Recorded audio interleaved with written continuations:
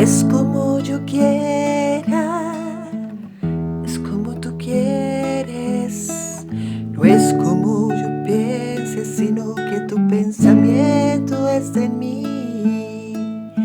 Que yo sea tuyo, que tú seas mío, y que mi refugio esté siempre en ti.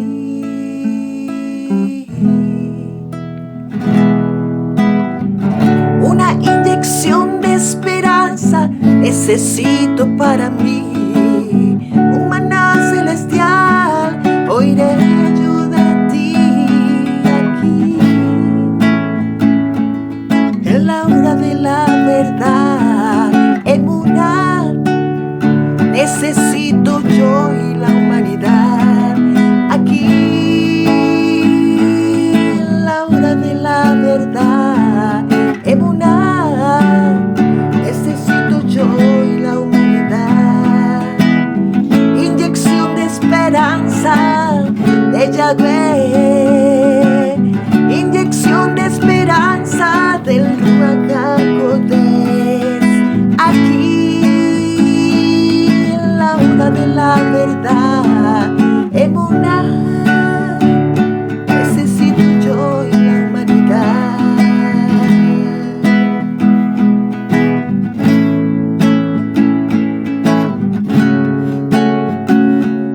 En la hora de la verdad, aquí. En la hora de la verdad, no cambies el dial, porque aquí oirás una inyección de esperanza que te hará crecer en Yahweh, te hará crecer, te hará crecer en Yahweh.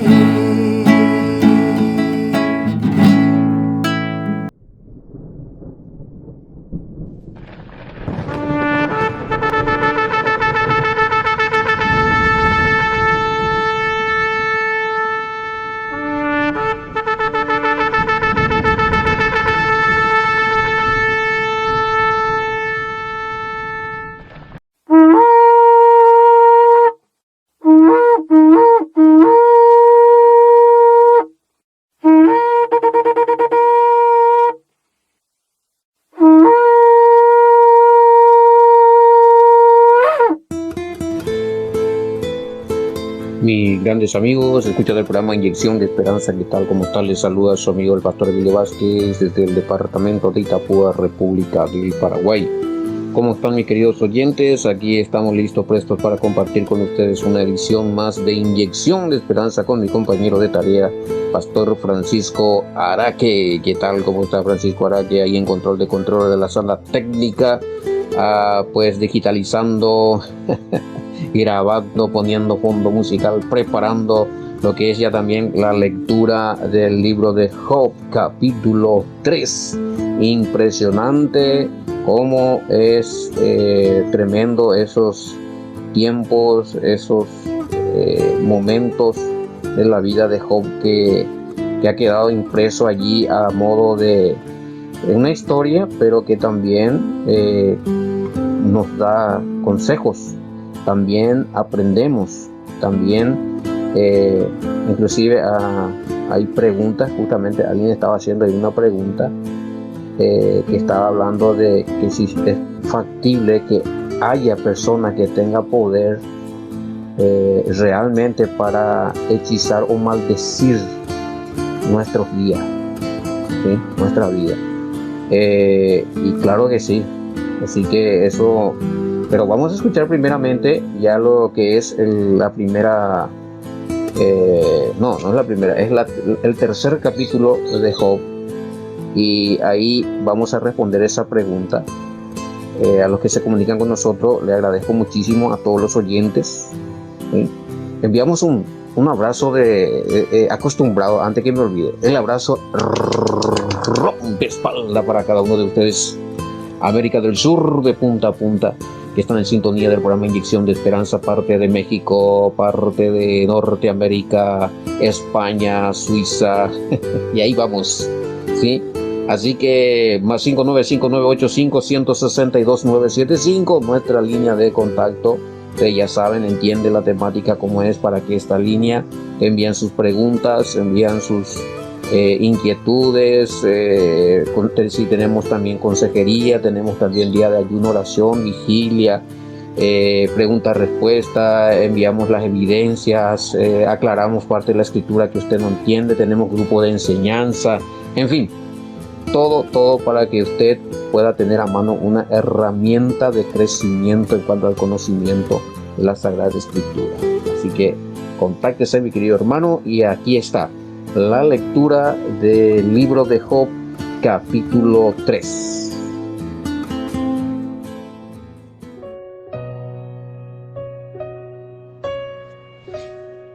Y Job, capítulo 3.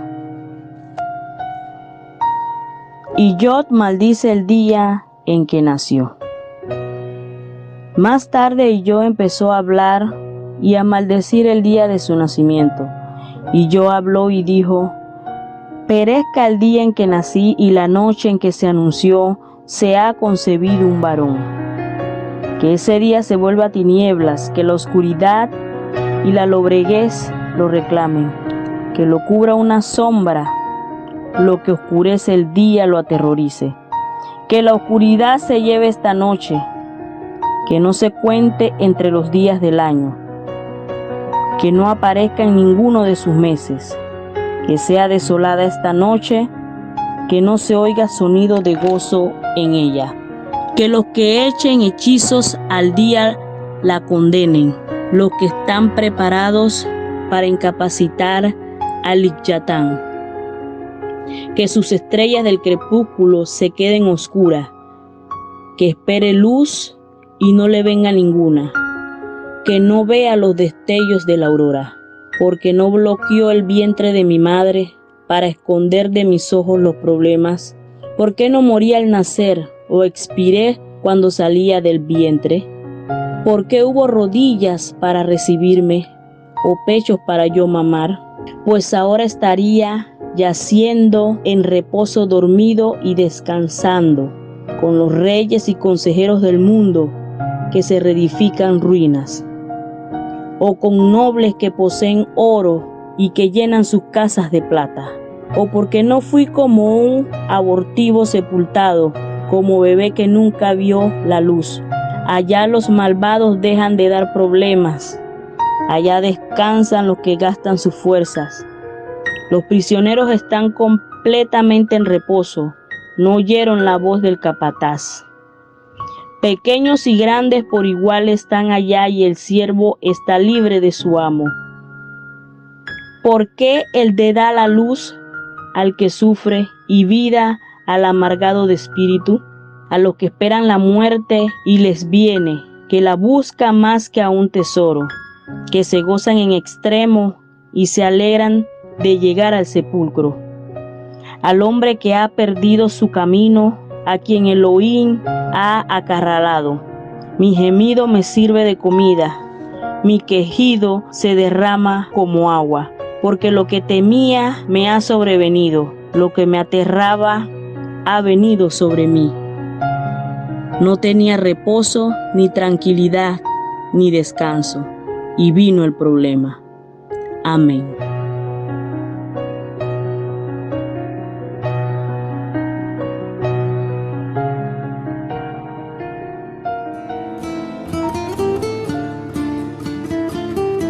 Muchísimas gracias. Claro, el capítulo 2 habíamos escuchado a nuestro hermano Francisco Ara, que el pastor mismo se encargó de leer el capítulo 2 hoy. Entonces estamos escuchando el capítulo 3. Bueno, es real, hermano, es real. Si no fuese real esto, no se hablaría de él. Y no es un mito. Si se habla de que hay hechizos, de que hay hechicería, de que hay brujería, de que hay maldiciones, es porque es así. O sea, son cosas negativas que pueden suceder a las personas y muchas veces influenciado, creado por otras personas. O sea, el que propicia las maldiciones es uno mismo y otros que se encargan de trabajar en él. Para eso están los hechiceros, los brujos, que se encargan de tirar mala onda, como dicen algunos, de tirar malas palabras, de proferir palabras malignas. Esas palabras son espíritus malignos. Esas palabras se convierten en espíritu, en energía destructiva. Que si uno está alejado del Padre, que si uno anda en su vida pecaminosa, no tiene ningún tipo de protección. No tiene nada que le proteja de esas palabras espirituales malignas. Esas son las maldiciones. Así de simple. O sea, y nosotros mismos propiciamos cuando nosotros mismos buscamos esto. Buscamos a los hechiceros, a los encantadores. Nos gusta meternos en el ocultismo, empezamos a hacer todas esas cosas, entramos a meternos en eso, a hacer pactos como ellos lo hacen, y contradecimos con esos actos los mandamientos del Padre. Ahí sí, al apartarnos de la voluntad del Padre, de los mandamientos del Padre, automáticamente salimos de la burbuja de la bendición y entramos en la burbuja de la maldición. Eso es así, gente. Sí, acá en el versículo 8 de Job, capítulo 3, respecto a eso me estaban haciendo la pregunta. Ahí dice que hay quienes echan hechizo al día, ¿sí? A los que le echan hechizo al día la condenan, a los que echan hechizo. O sea, la pregunta es si hay personas que son influyentes, tienen poder para hacer esto. ¿Cómo lo hacen? ¿De dónde sacan ese poder? Hermano mío, humanamente nuestra palabra tiene poder. O sea, para que usted haga la prueba, cuando usted o a usted mismo le dicen cosas malas, cosas muy negativas todo el tiempo, usted no me va a decir que a usted no le afecta eso. Entonces, ese tipo de palabras que le lanzan, que le denigran, le desaniman, le dice cosas que no deben de decirlo, es una palabra maldita, ¿sí? Y a usted le afecta, porque usted psicológicamente se queda pensando después, ¿por qué me dijo así si yo no soy? ¿Por qué me trató así? Porque, bueno, ahí ya está funcionando la maldición. Eso es lo que hacen los hechiceros, los brujos, ¿sí? Ellos invocan, aparte de eso, conjuros, palabras, maldiciones fuertes, destructivas, que puedan afectar tu cuerpo, afectar tu salud, afectar tu vida, de manera que te pueda suceder lo malo. Están en eso todo el tiempo, trabajan en eso, dedican su energía para eso, su esfuerzo dedican para eso, cultivan, riegan, abonan todo el día en contra tuya. Lo peor, cuando alguien se va junto a ellos y le dice, yo quiero que a fulano, a sultano le digan, le haga esto, le suceda esto, y ellos están continuamente trabajando en contra tuya, lanzando palabras malignas. Así como nosotros ayunamos y oramos y pedimos al Todopoderoso por los demás hermanos, que caiga bendición sobre su vida todo el día con ayuno, oración, vigilia. Y muchos hermanos ahí llaman y dicen, pastor, ¿sabe qué? Sucedió el milagro, recibimos tal. Bueno, ahí está. Entonces ellos también están así todo el tiempo, trabajando, operando, ¿sí? Invocando a un Satán, en el cual ellos adoran y creen, ¿sí? Centrando y creyendo de que la energía del mal que le va a destruir a usted viene de ese ente a quien ellos adoran, que es el Satán. Ellos absorben esa energía maligna y lo impulsa hacia usted. Más todavía si tiene algo que le pertenece, con más razón, porque está comprobado científicamente que estamos formados también por energía, hermano, ¿sí? Nosotros tenemos energía, y hay energías que pueden perjudicar a nuestro cuerpo. ¿Sí? Todo es en base a energía. Las palabras emiten energías también. El cuerpo emite energía. Si ellos tienen algo suyo, una ropa de usted que le pertenece, un cabello de usted, ellos trabajan por eso, buscando la energía más maligna. A eso se le llama poderes malignos, que pueda trabajar sobre su cuerpo desde una distancia lejana, ¿sí? Porque tiene algo que le pertenece a su cuerpo. Es peligrosísimo. Y esto no es para joda. Y tampoco para decir es un mito, esto no existe. Existe. Siempre existió. Y está prohibido. Sí, y ahí está. Hay un ejemplo. Si usted pone la mano sobre alguien y empieza a proferir palabras, ¿sí? Usted le está transfiriendo energía ahí. Depende del ánimo, depende de su energía que pueda esa persona recibir. Por eso que no tiene que dejar usted que cualquiera le imponga mano y le ore. Usted no sabe quién es quién. Usted no puede confiar en cualquiera. ¿Sí? Le pone la mano y hay personas, inclusive hay personas tan negativas que influyen. Usted está cerca de esa persona y usted como siente esa energía, ese ánimo de esa persona y ya enseguida usted también quiere estar cabizbajo. O sea, imagínense, ahí está la energía. Pero los hechiceros lo canalizan y lo usan a una potencia mayor para que le pueda destruir. Se basa en energía, ¿no? Bueno. Ay, es un tema muy tremendo esto de hechicería y demás, cómo ellos operan. La misma ciencia lo comprueba también, que se puede. O sea, está comprobado que si usted cultiva plantas y a uno le habla todos los días palabras bonitas, ¿sí? Le pone la mano y le dice cosas buenas a esa planta para que sea fuerte, robusto, verdosa, sana, que produzca buenas flores y demás. Y si usted se dirige a la otra planta y le dice todo lo contrario y lo sacude y le dice cosas malas, y usted hace en un periodo de tiempo, no recuerdo cuánto fue, en 2 meses o 3 meses, que hay cambio en la planta que usted le habló mejor. Es increíble cómo es que se robustece, está sano, está fuerte, y la otra planta amarillenta.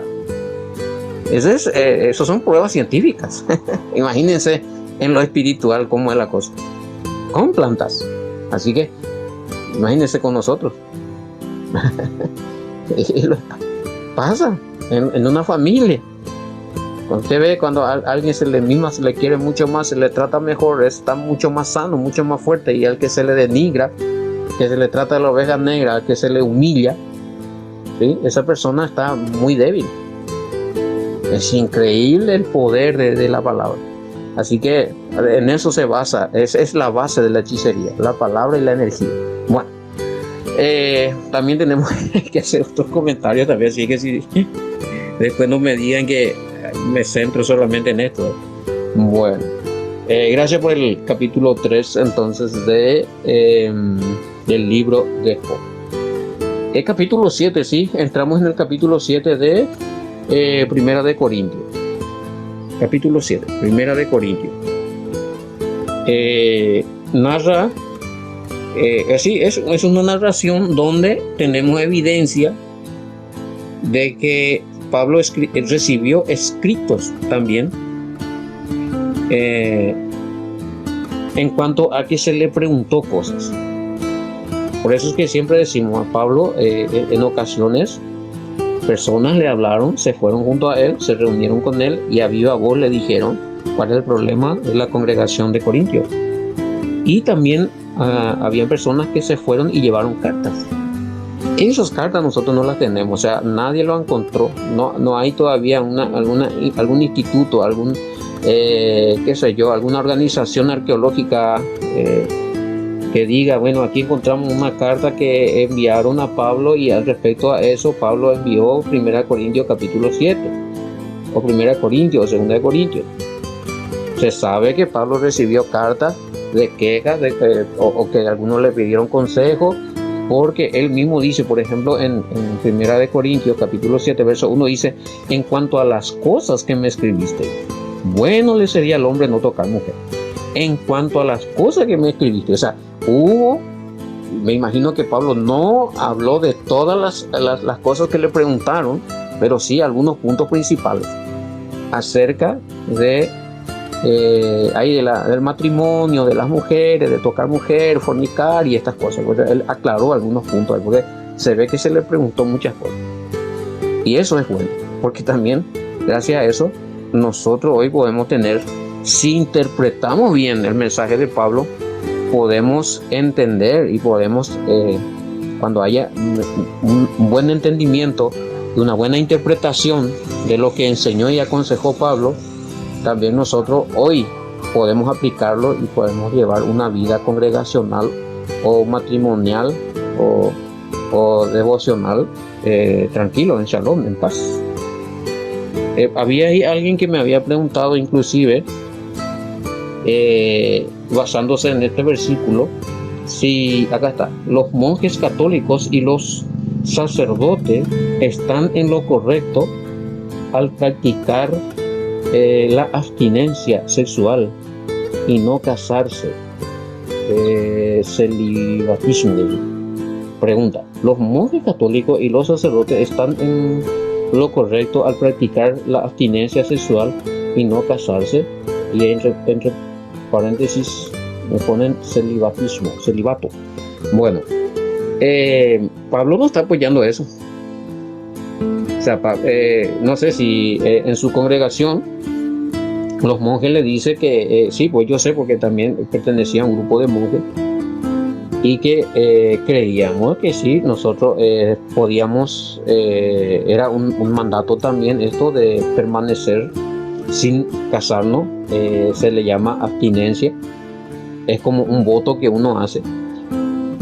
Pero Pablo no enseñó eso, ni el Mesías enseñó eso. El Mesías dijo: hay quienes nacen con esa cualidad. No dice que es para servirle a él o para pertenecer a una congregación, para ser más santo, no nos tenemos que casar ni tenemos que tener esposa. No, él no dijo eso. O sea, eso es lo que usted me pregunta, es ya una determinación doctrinal dogmática, es decir, es una enseñanza humana creado por la religión católica y los líderes de la religión católica, y asentado como doctrina de la religión católica. No es una enseñanza bíblica. No. No es que ellos tienen razón, porque Pablo dice, ¿dónde era? En 1, en cuanto a las cosas que me escribiste, y bueno le sería al hombre no tocar mujer. Bueno, entonces, si uno solamente se queda con ese versículo, porque esto vamos a analizarlo, el capítulo 7 tiene, si mal no recuerdo, a ver, déjame mirar, tiene 40 versículos. Entonces no podemos agarrar un versículo y en eso decir, bueno, en el capítulo 7 Pablo dijo que los monjes, los sacerdotes no tienen que tocar mujer, no tienen que casarse. Él no dice eso. Y tampoco está diciendo que ningún hombre no estaba en contra del matrimonio. Eso se puede entender así: en cuanto a las cosas que me escribiste, bueno le sería al hombre no tocar mujer. Entonces, ahí yo no voy a, si quiero malinterpretarle a Pablo, no voy a decir, miren, acá le dice a los monjes, no solamente dice, acá dice a los hombres, entonces los hombres nosotros no tenemos que tocar mujer. Miren, es peligroso. Imagínense, ciertos grupos pueden usar eso para validar sus fechorías antinaturales. ¿Usted me entiende? Así que cuidado, no es eso. No se puede uno quedar con ese versículo, ¿sí? Sería bueno analizar siempre los contextos del capítulo 7, versículo a versículo. Y ahí veremos que Pablo no está instituyendo la doctrina de la castidad y el celibato, sino está hablando de consejos, de principios para una vida matrimonial más convivencial. Usted mira desde el capítulo 7, del verso 1, 2 al 6, por ejemplo. Y vamos a ir mirando y vamos a darnos cuenta, porque veo que surgen más preguntas ahí. Entonces, para arrancar nada más, arrancamos y nos quedamos con un versículo, podemos decir, ahí no especifica monjes ni sacerdotes, ahí dice los hombres. Bueno, entonces si le va a malinterpretar a Pablo, aquí quedamos muy mal parados los hombres, porque según Pablo, si vamos a malinterpretarle, no nos tenemos que casar. Entonces no es que solamente los sacerdotes y los monjes, los hombres. Entonces la cosa está más jodida, entonces si vamos a dejar en ese versículo. Pero miren el versículo 2. Pero a causa de las fornicaciones, cada uno tenga su propia esposa y cada una tenga su propio marido. Ahí está. Ahí cae por tierra que Pablo está en favor del celibato. Ven que cuando vamos intercalando, vamos añadiendo los versículos y dándole correcta interpretación, vamos encontrando la misma respuesta. Pero si nos quedamos con un versículo y sacamos nuestras conclusiones y filosofamos allí, salimos del contexto. Eso ya es una filosofía de lo que usted me está diciendo ahí, que los sacerdotes y los monjes y qué sé yo, que no tienen que tocar mujer, no tienen que casar. Es una filosofía, eso es un pensamiento patrístico, filosofía patrística, o sea, de los primeros padres de la Iglesia Católica, que sacaba sus conclusiones. Y ellos dictaminaban lo que a ellos les parecían mejor, cómo debería uno consagrarse, pero según su pensamiento, según filosofía. Por eso es que cuando estudiamos la teología en la Iglesia Católica, y me supongo que esta pregunta se basa porque son de la Congregación Católica, se estudia mucho la filosofía. La teología católica, para ser un sacerdote se estudia mucho filosofía, para entender el pensamiento de los primeros padres de la Iglesia Católica, que la mayoría eran grandes filósofos griegos. O sea, tenían filosofía griega, de Grecia, ¿sí? De distintas naciones, pero el pensamiento era no inspiración, no interpretación correcta de la Escritura, sino pensamientos. Ellos buscaban respuestas a la Escritura, creaban respuestas escriturales con su filosofía, con su determinación, con su pensamiento, con lo que ellos creen. Por eso es que a veces no concuerda. En este caso, como decía alguno, el celibatismo, eso es una filosofía, no es escritural, no es bíblico, no se le en ningún momento, inclusive ellos tienen sacerdote. El sacerdocio viene también de la cultura hebraica. Israel tuvo sacerdote y ninguno de esos sacerdotes se les prohibió casarse. Ellos prohíben casarse. O sea, ahí ya empezamos mal. El Papa que ellos dicen, Pedro, ellos le atribuyen que es el primer Papa. Entonces Pedro tuvo esposa. Entonces, ¿cómo se explica de que si Pedro fue el primer Papa, según la Iglesia Católica, Pedro tuvo esposa? ¿Y por qué los demás papas católicos no? ¿Por qué se le prohíbe? O sea, ahí ya entramos en contradicción. Y ahí ellos te va a salir con su filosofía, con sus documentos ecuménicos, conciliares y demás, ¿sí? Tratando de justificar eso, pero no es bíblico. Para ellos, en su religión, quizás válido, para ellos, allí, adentro. Pero para lo que enseña el Todopoderoso en su palabra y lo que nos dictamina Él cómo tenemos que vivir, para servirle, no nos prohíbe, si vamos a ser líderes y demás, no nos prohíbe tener esposa. No, es más, es mejor tener esposa que andar sin esposa, porque eso trae consecuencias. Bueno, y claro, en el versículo 2, pero a causa de qué dice. Entonces, cuando Pablo dice a causa de las fornicaciones, en el lenguaje en que él está utilizando la palabra fornicare, viene de las inmoralidades sexuales. Para que no haya inmoralidad sexual, deseo o caer en esa inmoralidad sexual de los hombres, es mejor que el hombre tenga a su esposa para satisfacerse en ese campo. A la mujer tiene que tener su esposo para satisfacer esa necesidad natural sexual, el hombre también, porque si no, queriendo satisfacer eso, corre peligro de caer en inmoralidad sexual. Eso es la palabra, el significado fornicación en el vocabulario de Pablo, que después se fue tergiversando esto también, creyendo que fornicación solamente era tener sexo antes del matrimonio, ¿ya? Pero en el lenguaje que Pablo usa está hablando en una inmoralidad sexual en su totalidad.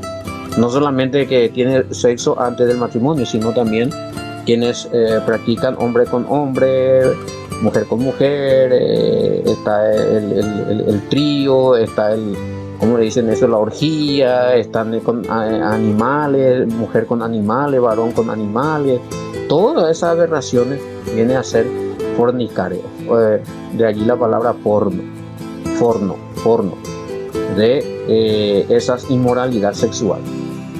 Por eso es que muchas veces hay complicaciones a la hora de interpretar la palabra fornicación. Ya está la fornicación que se hace en espíritu, pactando con otras deidades, teniendo orgías y relaciones sexuales con las mujeres prostitutas sagradas. Bueno, yo creo que ya esto habíamos explicado, no es la primera vez que hablamos de esto. Está un poco fuerte estos vocabularios, pero no hay de otra. Así se explica, no hay de otra. Así que a causa de ese problema que imagínense en tiempo de Pablo, esa inmoralidad sexual ya existía. Esto es milenario, eso no es. Imagínense Sodoma y Gomorra. Entonces hoy día, ¿cómo está la sociedad? ¿Cómo está corrompida en ese campo? La inmoralidad sexual es normal para muchos. Ahora incesto, violaciones, desastre. Qué tremendo, cómo está feo la cosa. Entonces nosotros no podemos acudir en ningún tipo de inmoralidad sexual.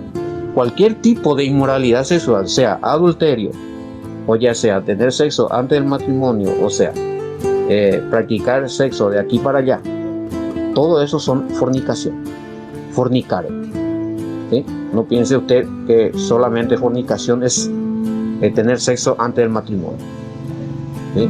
Pero sí, está también el adulterio. Entra también dentro del grupo de la fornicación, de la inmoralidad sexual, entendiendo desde ese término. No sé si me están copiando. Bueno, aclaremos que en el verso 1 se refiere a los solteros, ¿sí? Luego habla de la importancia del matrimonio y prevención de las relaciones sexuales promiscuas inmorales, ¿sí? Ya sea dentro o fuera del matrimonio, llamándolo así fornicación. Pero Pablo no prohíbe el matrimonio ni está en contra del celibato, vivir sin esposa o en castidad. O sea, el que decide vivir así puede vivir si es que nació y se siente capacitado con ese don. Creo que en el verso 9, a ver si mal no recuerdo, sí, pero si no tienen don de continencia, cásense, pues mejor es casarse que estarse quemando. ¿Ven? Si alguien nació con ese don, puede vivir sin casarse, ya sea mujer o varón, puede resistir, no le molesta, no le afecta, o sea, no es obligación, no se le puede obligar, pero si tiene necesidad, si le causa necesidad normal tener relación sexual con hombre con mujer, mujer con hombre, debe casarse, dice, para evitar la fornicación, ¿sí? Y aún estando casado hay que respetar el matrimonio. Ese es el tema. No sé si me voy explayando. Él aclara que cada uno debe tomar la decisión de casarse o no según el don que haya recibido. No se debe imponer en ninguna religión. Si se impone, ya es cosa de esa religión, cosa de hombre, pero no viene del Padre.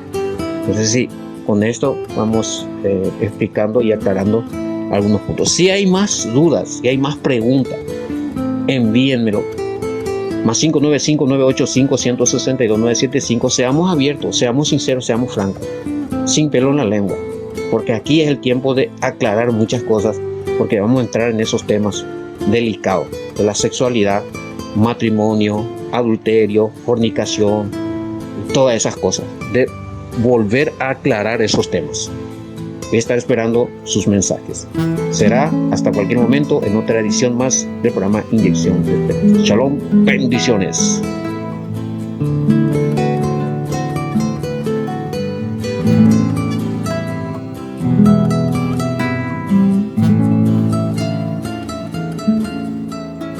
No es como yo quiera, es como tú quieres.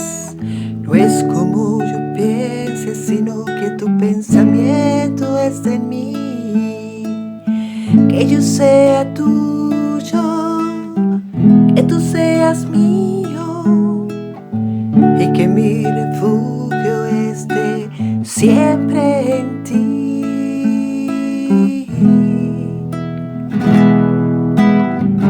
Una inyección de esperanza necesito para mí, un maná celestial, oiré yo de ti aquí, en la hora de la verdad, emuná, necesito yo y la humanidad aquí, en la hora de la verdad, emuná, necesito yo y la humanidad. Inyección de esperanza de Yahweh, inyección de esperanza del Ruach HaKodesh, aquí en la hora de la verdad, emuná, necesito yo y la humanidad.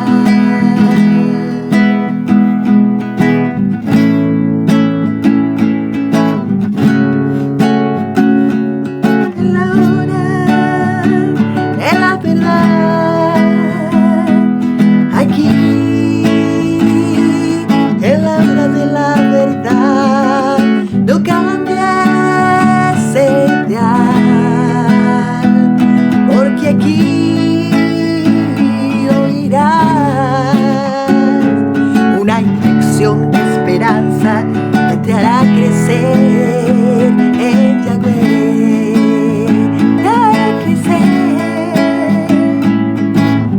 te hará crecer en Yahweh.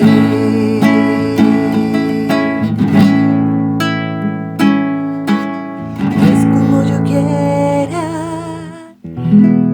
es como tú quieres. No es como yo pienso, sino que tu pensamiento esté en mí.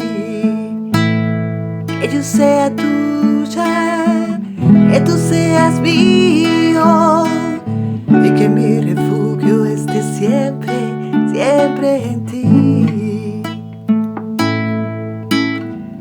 Una inyección de esperanza necesito para mí, un maná celestial, oiré yo de ti aquí, aquí, en la hora de la verdad, emuná, necesito yo y la humanidad. Una inyección de esperanza de Yahweh, una inyección de esperanza del Ruach HaKodesh, aquí en la hora de la verdad.